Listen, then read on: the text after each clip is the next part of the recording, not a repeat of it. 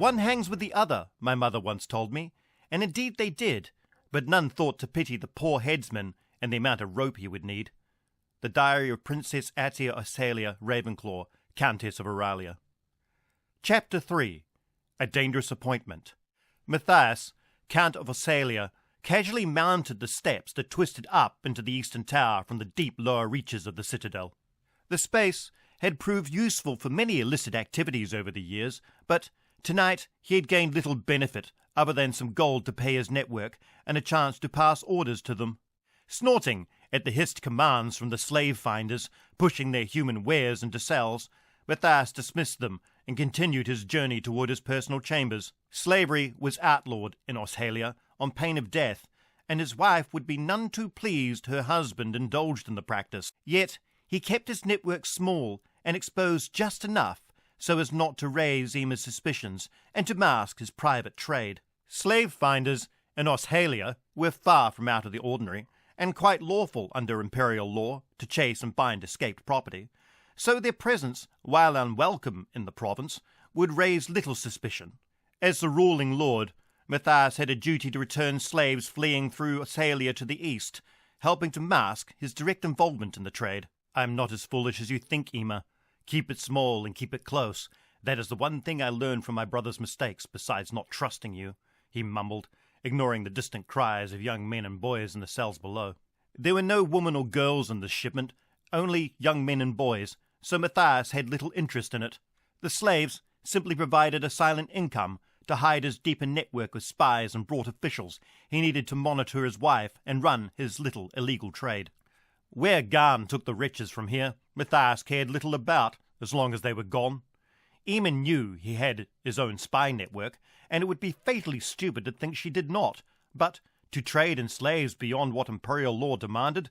No, Emma would almost certainly dispose of him for it. As the ruling lady of the region, it was her right to scrutinize any runaway slaves and deem whether they should be slaves at all, and in all respects Matthias flouted the law by ignoring it. Oh, he allowed some to be presented to her, to keep up appearances, for, again, it would be fatal not to. Yet Emma played her great game and Matthias's quiet trade. It provided him with the means for his private pastime away from Emma's prying eyes and sensibilities, along with valuable information on her movements and those of the other noble houses. But, in all honesty, it provided him with a steady stream of young women not under the watchful eye of his wife. But her court girls were ever a temptation, and he still snagged a few from time to time. "What would you have me do, Emma? How long has it been since you shared my bed?" Matthias sniffed. "A bloody long time, woman, that is for sure." Not that her distance was an excuse for the trade he indulged in. Emma had always been cold and remote in her way. No, Matthias, like his long-dead brothers, had conducted this trade long before she outlawed it. It just provided a means to an end, and some perks along the way. As callous as the thought was, such a trade in human misery would hardly lift an eyebrow or elicit a yawn in the Western courts. Such a trade was simply tradition in the West, as it had been for many generations in Oshelila, until Emma ended it, and the substantial income Matthias earned through it. So he had taken it underground and started again after a few years of inactivity. Reaching the secret door to his chambers, he clicked it open and smiled at the raven and house name carved on the inside sill before he closed it carefully. The many additions to Oshelila over the centuries had left the place honeycombed with passages and silent, dusty rooms, but the raven on the sill spoke of an older, deeper castle under the much younger one now entombing it. House Datavium, the long-dead rulers of the eastern plains and the city of Zine, once held power over Oshelila, but they were an extinct house, like many others. Pushing thoughts of past houses and fallen rulers away, Matthias dropped onto the chair at his desk and cracked the seal on a recent message from his network. Grunting at it, he tossed the letter at the low-burning fire in his office. It fell short of the flames. The message held little interest, other than the Northern Queen inquiring about the legitimacy of some of Emma's court girls, and little else.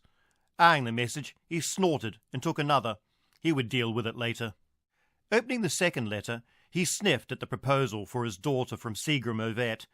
It would secure the eastern border and House Ovet, making Elias somewhat useful in that respect, The girl was beyond trouble, and little different from her mother when you came to think of it. House Yvette, Matthias knew well, played a double game, and their loyalty to his region was never that sound. "No, you have your hand in the Abvander's pockets," he mused, eyeing the request. Marrying Elia to Inez Yvette was a sound enough plan, if only to place his daughter in that house to feed him information. Grunting at the letter, Matthias opened a secret drawer in his desk and saved it. He would need an answer for House Yvette either way. Placing Elia in that house would enrage Emma, but the girl had to be put to some use and out of his house, and if Emma would not marry her off, well, he damn well would. Gods, she is almost 18 and still not betrothed. So, tying Yvette to our house will show goodwill to Owen Abvander and get her out of my hair. Matthias had sent Elia to work as a maid as punishment for her last set of court games 2 years ago, so it was well beyond time to call her home and bundle her off in a marriage alliance, as minor as it would be. And besides, it is my son Varus who will inherit the house, not Elia. Dismissing the Elia problem as solved, Matthias snapped the seal on a third letter and raised an eyebrow at the information. Lady Orlania de Mesverian requested information on a young officer in Matthias's own lancers. Why would she be interested in one of my petty officers? He mused, tapping the letter on his desk, then tossing it after the first, to again fall short of the flames. There is one that has the same name as your missing younger son, I'll grant you that, Orlania, but Lucrin looks nothing like you or Nathaniel, and Lucrin is a common enough name as names go in the south of the Middle Kingdoms for a bastard boy.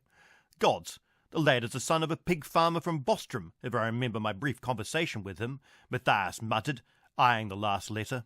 It was from Prince Owen Abvander, husband to Princess Zirana de Mengia, Emma's niece, and heir to the imperial throne. Now, just what do you want, Owen? Matthias whispered, cracking the seal and snorting disgust at the contents. The man was an artless fool, but a rich one, and as much as he would like to bed Zirana again, providing her sanctuary at Oshelila was out of the question. However, he echoed the request from House Yvette for Elia in a marriage alliance. Gods, man, Emma would slit her throat the very hour Zirana arrived, and you expect me to deal with Emma? How, pray tell, Owen, could I even ask her? She would slit mine for even mentioning it, Matthias grumbled. You should know that there is little love for House de Mengia after what Zirana's mother did, yet the question begged as to why the man would feel the need to send her away. What game are you playing, Owen? Matthias frowned, then snorted a laugh. No, what game is Zirana playing that you feel the need to provide her with an escape beyond our own current agreements? Alyssa's mercy, man. The girl is infamous, and I doubt there is a house between here and a Lindau that would not simply kill her on sight. A little click, and a panel shifting out beside the fire drew his attention from the letter to a near-naked sandy blonde court girl. Atia, Matthias chortled, gaining his feet and tossing the letter into the fire before pulling the girl close. I hope to see you here, my lord, Atia whispered, tugging at his belt. Matthias just smiled, scooped her up, and walked through to his bedchamber, all messages forgotten. Emma's court girls were forbidden, but that just made them even more desirable. Padding on silent feet, Atia slipped out of Lord Matthias's bedchamber. Now that the man was finally asleep, she had work to do. Stopping, only to snatch the sheets of parchment from beside the fire, Atia skimmed the contents quickly. Oh, she enjoyed her little trysts with the Lord of Oshelila, but she had work to do and information to sell her mistress in the north. Eyeing the letter, Atia tossed it onto the hot coals. It was of little worth, mentioning only her employer, the Queen of Naxia, wishing to know the legitimacy of 2 court girls. There were no names, and only a vague description, so it was of little value. If Mishala wanted her to look into the matter, then she would have ordered Atia directly. Clutching the other 2 letters tightly, upon deciding they would be useful, she quickly checked Matthias's desk, then ducked into her little hidden passage. Clicking the panel into place, she made her way back to her chambers through the bowels of Oshelila, and then, well, she needed to sleep before she enjoyed the company of her northern contact. Lounging against an alley wall at the edge of the water square, Vexian gnawed on an apple core, carefully eyeing the palace on the other side. Fancy place, Cal, he voiced, spitting an apple seed and watching it bounce off the opposite wall. In place of a bustling market, the square contained a dozen or more fountains, trees, and manicured lawns for the local elite to lounge on given a warm day. No market stalls or street hawkers would ply their wares here. Only the more upmarket storefronts at the entrance to the square and a handful of street performers, with the right permits of course, would be tolerated by the wealthy who owned the surrounding palaces and apartments. Not exactly the best place to go unnoticed, Vexian continued. Either way, I checked the back of the place last night. Quite the wall back there, not to mention more of those slave soldiers. Flicking a glance at Vexian, Callus grunted agreement, his attention focused on the front of the impressive marble-columned palace. "Why here, Vexian? And what are those temple rats you saw at that guild house?" he asked, catching a short leather-sheathed blade Vexian tossed him, which he slid into his belt at the small of his back. They both wore their customary light leather armour, composed of fine black linen pants, leather jerkins, and long-sleeved shirts in white. Tall boots, with a heavy, full-length coat, completed the attire. It would not stop a sword thrust, or even a good one from a dagger, but not much would aside from heavy mail, and ease of movement was often the better option. "Well, if the address is correct, then our client is no amateur by any means. But gods, you would expect him to be more discreet, considering our past," Callus grumbled, glancing at his brother. Lifting an eyebrow, Vexian just shrugged and spat out another apple seed. "Maybe he simply does not care, or wants it seen. Either way, we're not learning much here," Vexian replied, tossing the last of the apple away. Likewise shrugging, Callus stepped out into the square. "I suppose not, Vex. Just remember, the man who owns that palace is the nephew of the man sitting on the throne right now. It is normally considered wise to stay as far away from the Lord of the City Guard and General of the Imperial Army as possible," Callus replied tersely. "Especially with our reputations," Callus added, glancing back at his brother. Chuckling at the reply, Vexian pushed away from the wall to join Callus. "Well, Cal, I expect one thing. The job won't be here in the city," he chortled, clapping Callus on the back. The same thought had crossed Callus's mind when Vexian confirmed the address that morning. Duke Halsus Abvander, the Emperor's favourite nephew, and His Imperial Highness's right-hand man, was not someone two former mercenary generals and oft-time thieves wanted to get that close to. "The coin had better be worth it," Callus mused, as they crossed the open square. "Nobles playing the great game is one thing, but this is a whole other level of trouble." "Stay alert," was all he said as they approached the gates of the palace.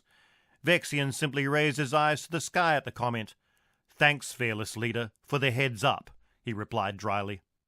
Arriving at a set of impressive iron-shod gates mounted in an ornamental gatehouse, Callus frowned at the rune-branded slaves guarding it. He felt no less uneasy than his brother, but the slaves were nothing out of the ordinary for the upper class of this city. Dressed in heavy mail armour that reached below their knees, each slave loosely held a long poleaxe.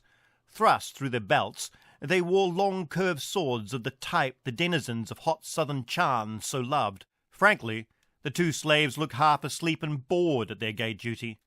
Beyond the portal, Callus spied a handful of imperial guards and petty officers dressed in the green uniform of the ruling house milling about.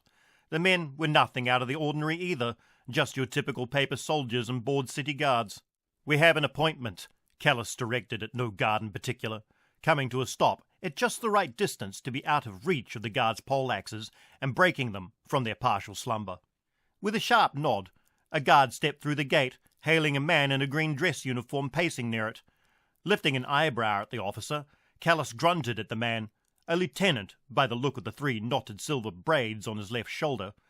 The crisply dressed officer was a young man, more a boy the longer Callus looked at him, and one who'd only recently started shaving. "You are Callus Ravenclaw, the mercenary from Naxia, I presume," the officer said crisply. "You will follow me," he snapped, before turning without stopping to see if they did indeed follow, all the while waving Callus and Vexian toward a small door in the gatehouse. Lifting an eyebrow at the man, Vexian shrugged and followed. Callus, however, eyed the guards at the entrance one last time before stepping through the portal. "Please enter and surrender your coats and arms," the officer demanded, opening the door and stepping aside.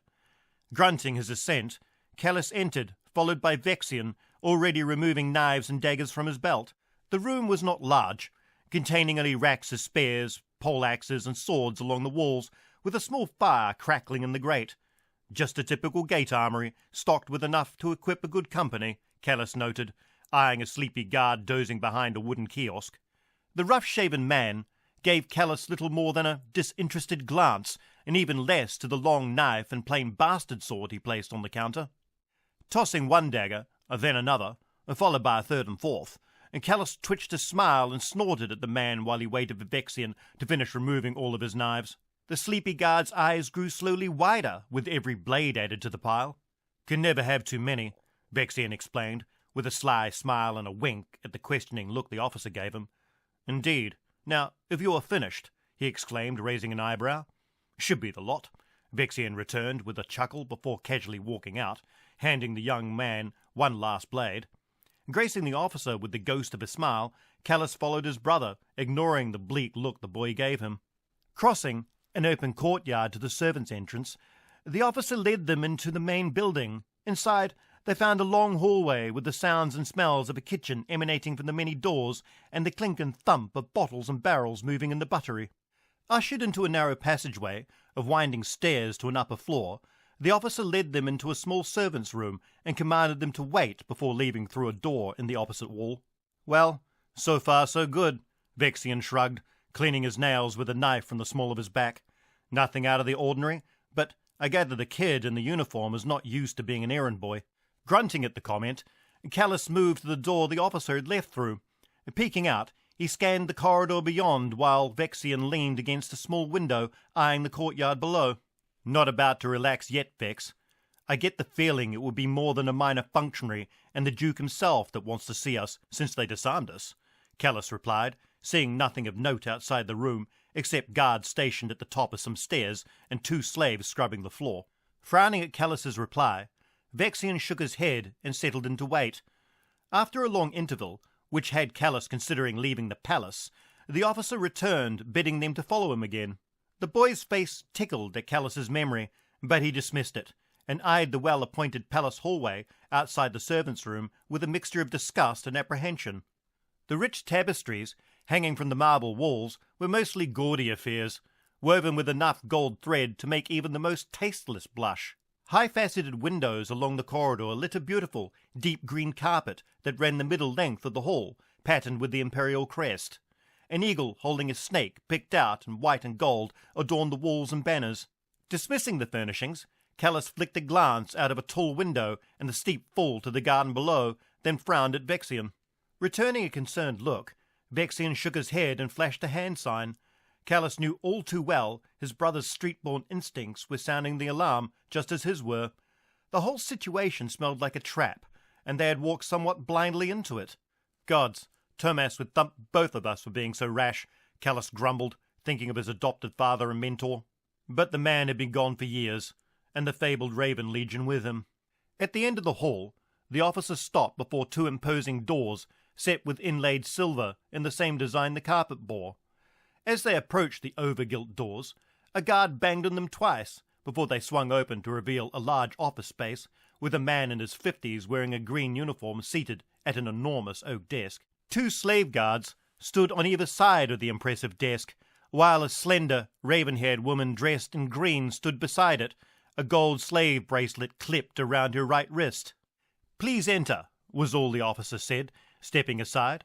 Frowning at the office space, Callus shot a look at Vexian, earning raised eyebrows as he entered. With a resounding thump, the doors slammed shut, causing Callus to growl at the half-dozen spare points facing him from guards hidden behind the heavy doors. Without a moment's thought, he spun round, grabbed the officer's dagger from his own belt, and held it against his throat, while Vexian dropped to a crouch, a dagger in each hand, leaving all poised on edge, no one daring to breathe, until the man behind the oak desk barked a sharp laugh and waved his guards away. "Splendid. Quick reactions.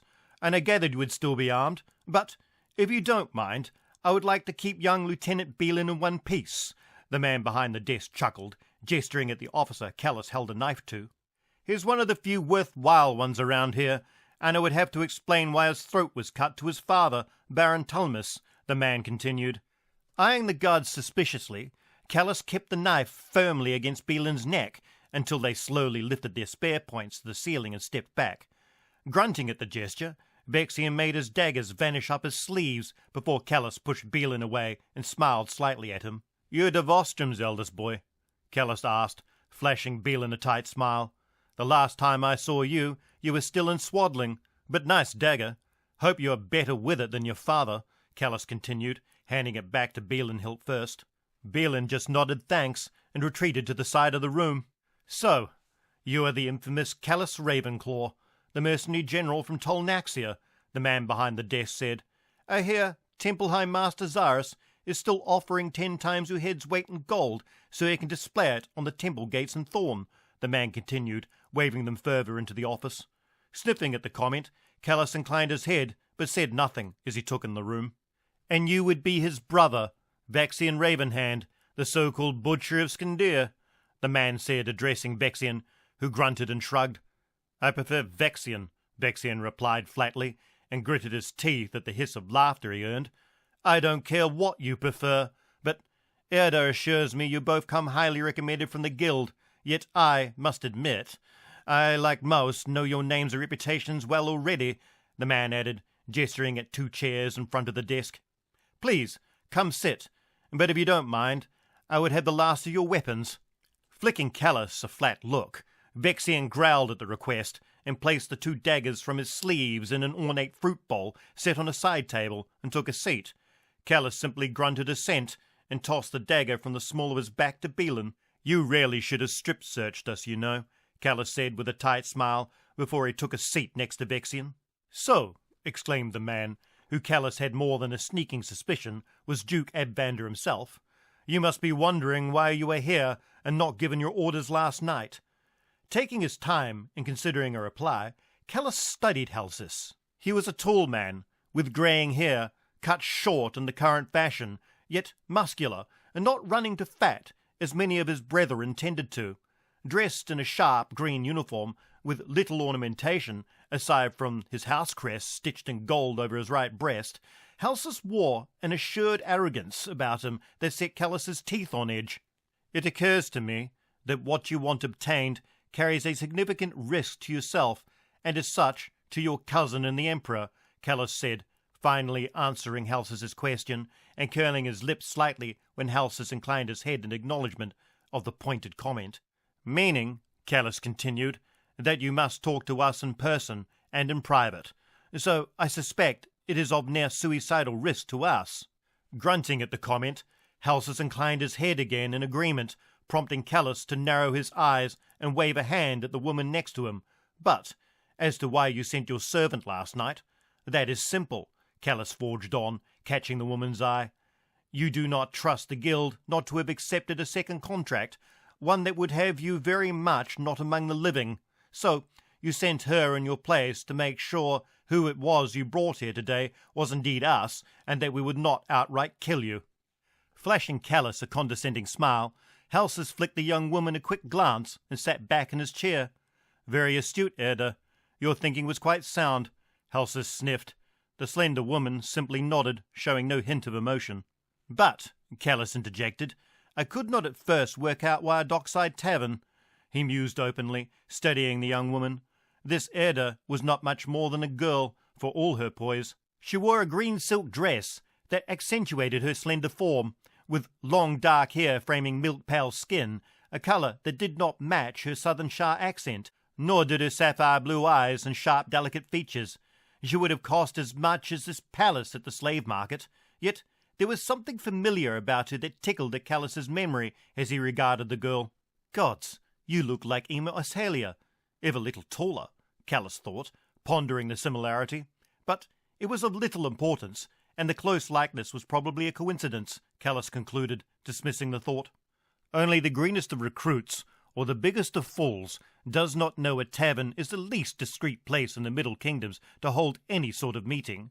"And you are neither, I presume," Callus said flatly, turning his attention to Halsis for the barest moment before returning it to the woman. She held his gaze, with hard, cold eyes, face devoid of emotion, earning a narrow-eyed smile from Callus. "You, girl, are extremely dangerous," mused Callus, noting the emotional control used by players of the great game. This young slave had noble parentage, or a mother who had studied the calming and meditation techniques used to hide intention from others in the game, he would need Vexian to dig up information about her. Unless, of course, you wanted it seen, but the question then begs why, Callus said, settling back in his chair with a hard look for Halsis. So, I have some of the puzzle, but not quite enough for a truly clear picture. Chuckling at the summation, Halsis flicked a glance at the slave girl again before turning a truly hostile look on Callus. How refreshing, a direct man to talk to for once. Most would never dare to look and talk to me in that tone, but yes, you have some of the story correct, Halsis replied. Sniffing at the comment, Callus graced him with a hostile smile of his own at the condescending tone, as Vexian made a disgusted sound. There was little to like in what Callus knew of Halsis, and meeting the man in person simply confirmed it. We're both Naxian lords, Halsis, and hold ranks of our own. Your title and who you think you are means precisely nothing to either of us or the Ravens. So, enough with the guessing games and get to the point, or stop wasting our time, Callus retorted in an almost pleasant tone, at odds with the snarl on his lips. Lifting an eyebrow at the pointed comment and utter lack of deference, Halsis curled his lip in return and waved a dismissive hand at Callus. Yes, indeed, enough of the banter. Shall we cut to the quick, as you Naxians say? Erda, clear the room and bring wine. Belin, you are to stay, Halsis snapped, waving his guards from the room. Starting a little at the command, Belin bowed and took up position next to Callus, as Erda and all but the two guards behind Halsis left. The Empire is old, Halsis voiced, when the door closed behind the last guard, but it is broken.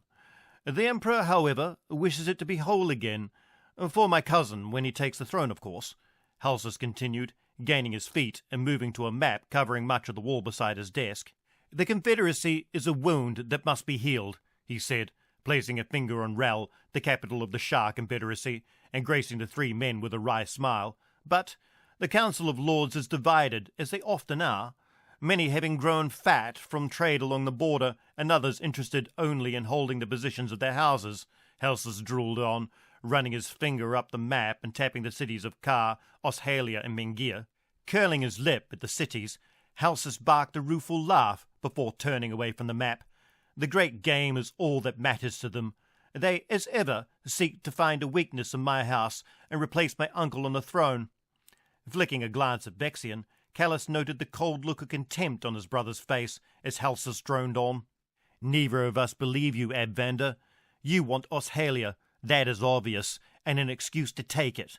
That province is richer than near on all the rest combined, thanks to Ema, and neither of you have any love for each other, but the Emperor, even less so, Callus thought, barely noticing Erda enter the room with two slave girls, who quickly left once they placed trays on the desk. Callus gave what they brought little more than a glance as he mused on what Halsis had to say. One tray held chilled wine laden with refreshments, and the other a mound covered with a soft green cloth. Without their support in assembling the legions of each house, you will never take Rel by force.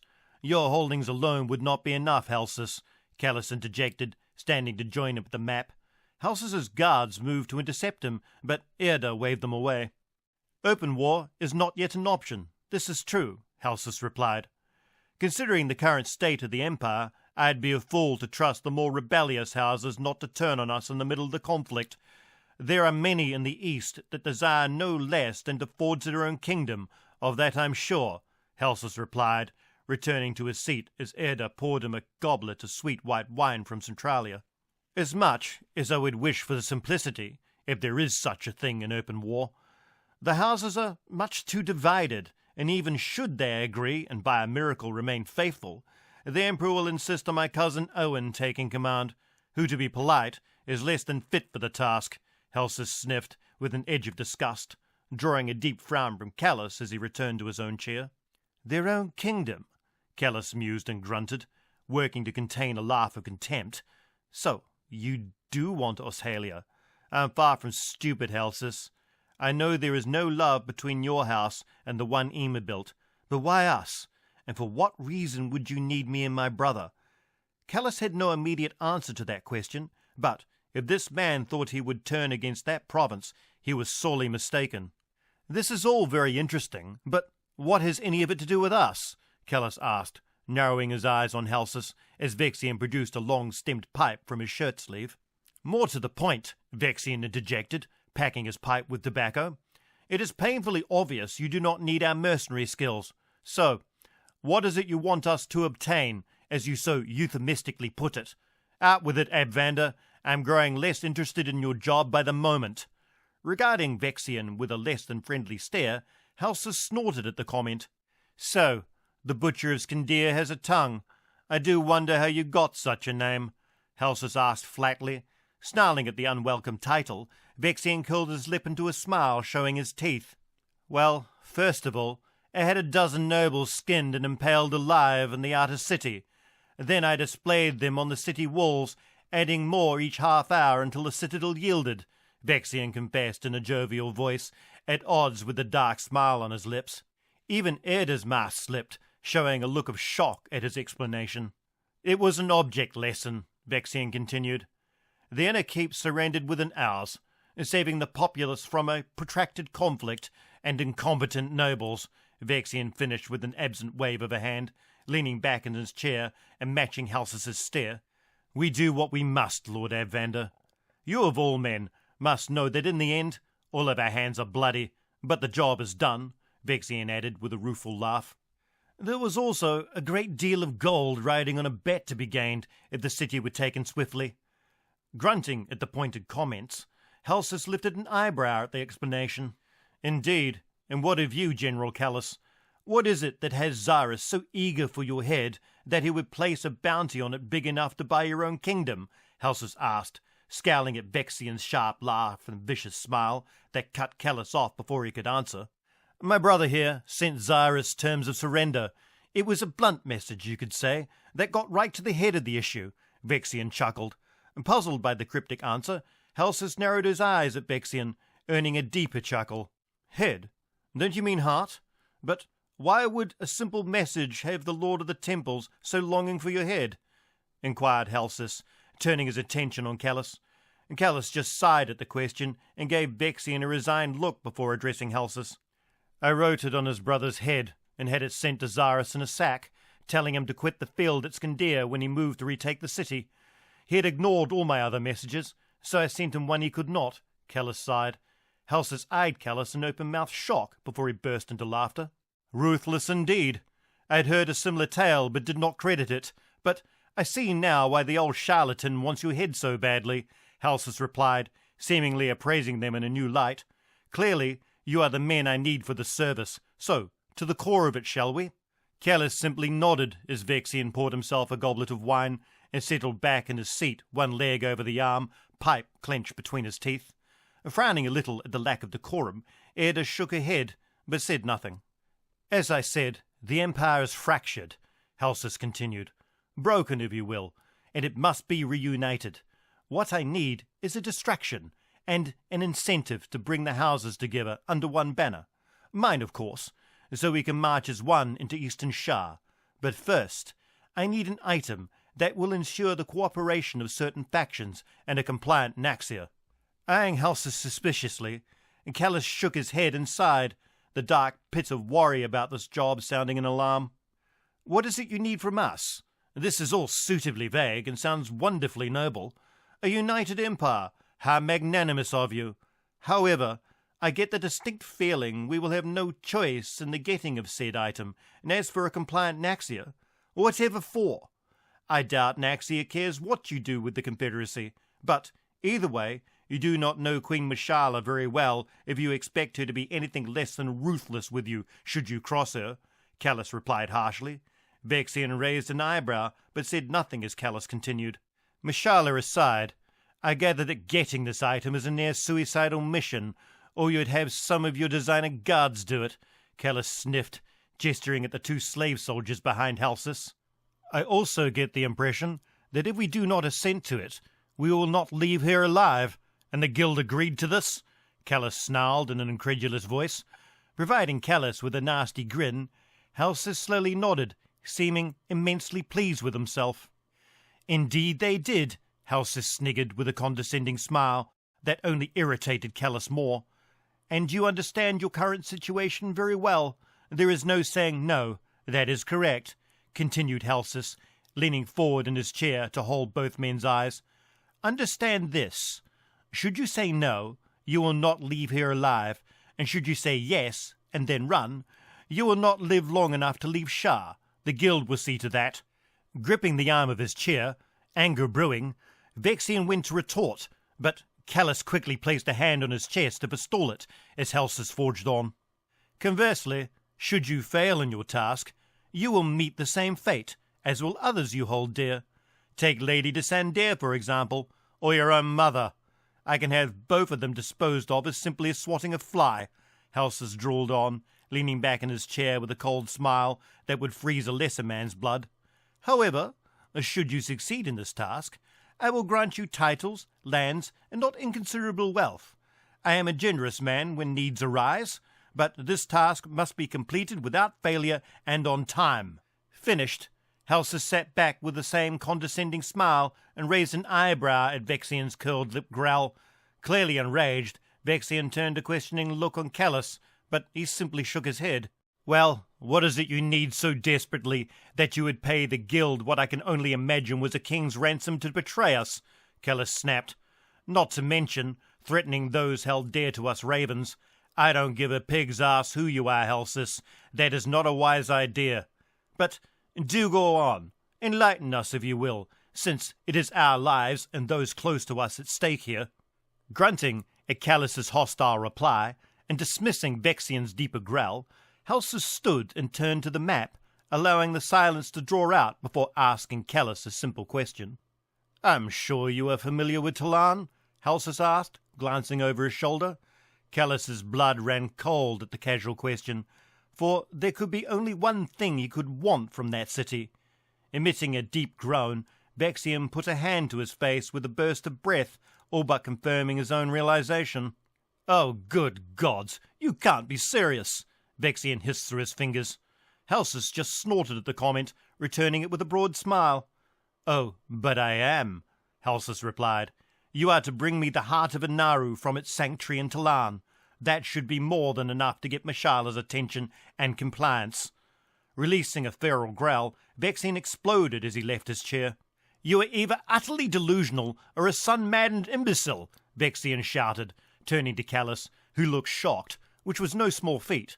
This is suicide, Cal, and you know it. There is no way in the seven hells we're going to get into the inner sanctum and lift that thing, let alone get it all the way back here. It is kept damn near the top of the middle tower, hundreds of feet above the city, with guards at every door. The Temple and Thorn has been trying to snatch it for 1,000 years or more and failed. And even if we manage the impossible, Mishala will turn all of Naxia over to find us, and that woman already hates us. If you think, for a moment, this moronic plan of yours will pacify Mishala, you are delusional. That woman will skin you alive and burn Shăr to the ground, and she can field a bigger army than you, Halsis, Vexian continued, obviously fighting the urge to grab his daggers and stab him. That is your task, Master Butcher. You will succeed, or you will die trying, along with as many close to you as I can find. I can arrange the latter today, should you wish it. Maybe your mother first, Halsis retorted coldly, returning to his seat and picking up his wine. Eyeing Vexian, as he fell back into his chair, a sick look on his face, Callus snorted in disgust and turned a truly evil smile on Halsis that even made him flinch. Blackmail? You pathetic cretin, Callus snarled disgustedly. You would not find it so easy to kill should you try, even with your fancy charm boys over there. And should you harm the ones we love, and we escape you, we will raise the raven banners and burn your palace and Shăr down around you ourselves, Halsis. Believe me, Mishala would pardon us both for a chance to claim Shăr, Callus growled between clenched teeth, hooking his thumb at the two guards against the wall. But it seems the only way out, and avoid any harm to innocence, is to accept and attempt something that even that degenerate Zarus, his predecessors, and the temple's hand of God could never manage, Callus growled, leaning back in his chair and raising a hand to Vexian, calling for him to be still a moment more. Say we get this for you. What in the names of Dasha and Alyssa do you want with it? It is just a bloody rock, after all, no matter what the mad Aeonians and deluded philosopher priests in Naxia think. All you are going to do is piss Mishala and her husband Aaron off far beyond anything your uncle could diplomatically save you from. Vexian is correct. Mishala can field a bigger force than you can, and she would burn Shăr to the ground and you along with it, Callus hissed, slamming his fist down on the chair arm. Growling a little, Vexian nodded in agreement as Callus continued. You know as well as I do, Shăr might manage to fight off northern Naxia and an enraged Mishala. However, you would not be fighting her alone. You damn well know Aaron rules Zine, and southern Naxia, and Ema. That woman is Queen of Oshelila in all but name, as much as your house hates it. I guarantee that against the full force of the Twin Kingdoms in Oshelila, Shăr will have a harder time dealing with than the Confederacy, and I'd expect them to fall in line with Ema. Mark my words, Ema will ally with them along with the other great eastern houses should you misstep. Ultha hates you as much as Armean, but Ema... Oh, you have no idea how much that woman hates any attached to the western branch of the Mengians, and your cousin, to be blunt, is married to one. Callus snarled, his voice rising to a shout, causing Hals's guards to finger the hilts of their swords nervously. Curling his lip at the outburst, Halsas eyed Callus for a moment before he let out an evil chuckle. But we would not be fighting them alone should it come to that, he said in a near whisper. No, Master General, I am not a fool. I understand the stakes here much better than you, Halsas continued and paused, regarding the two clearly outraged men. Honestly, you took this better than I thought you might. Rest assured that I have planned this carefully. The only stumbling block is retrieving the heart from the sanctuary in Talan. Yes, it is a rock, but one with significance that will embarrass Mishala, Halsas shrugged. Taking a deep breath to calm his temper, Callus made a disgusted noise as he frowned at Halsas, clearly working not to kill the man on the spot. That did not answer my question, Halsas, Callus exclaimed. No, it did not, and neither shall I, Halsas growled back, thumping his fist on the desk. Your job is to get what I asked for, and no more. Should the need arise that you require further information, I will see that Belin is provided with it, Halsas shouted. Blanching at the comment, Belin showed a moment's shock at his inclusion in the affairs. Yes, Belin, there's no need for surprise, Halsas said with a sharp laugh. You will be going with these two to make sure they complete the mission. Erda will provide you with your orders, but should they fail, and they do not return with the heart, it would be best you did not return either. Blinking in surprise, Belin bowed and stood stock still next to Callus, clearly confused and uncomfortable.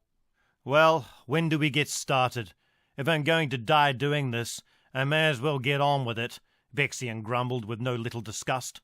You will leave tomorrow, before dawn, Master Butcher, Halsas replied crisply. I will provide you with rooms in the palace. Erda and Belin will get any other items you request, Halsas said as he stood and moved toward the door, his two guards falling in beside him. Erda, please lead these two gentlemen to their lodgings and brief them on what is expected.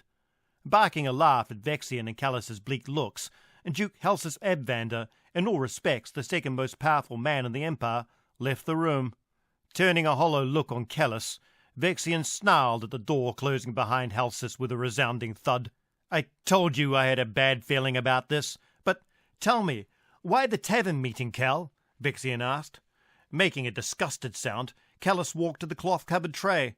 Oh, I think I know why, Callus replied, flicking away the green cloth, covering the second tray to reveal the bulging-eyed face of the tavern landlord.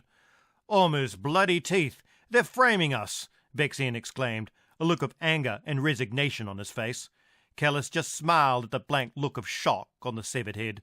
The next time I see Rad, I'm going to split that cunt from balls to brains and feed him his own guts, Callus growled, tossing the cloth on the floor. Making an exasperated sound, Erda hissed at them both to be silent, before gracing them with a flat stare when they turned hostile ones on her. If you two have finished swearing, we have work to do, Erda said briskly, taking the seat Halsas just vacated. And yes, before you ask, you will be held responsible for that man's death and a score more over the past 2 days should you try to desert your assigned task.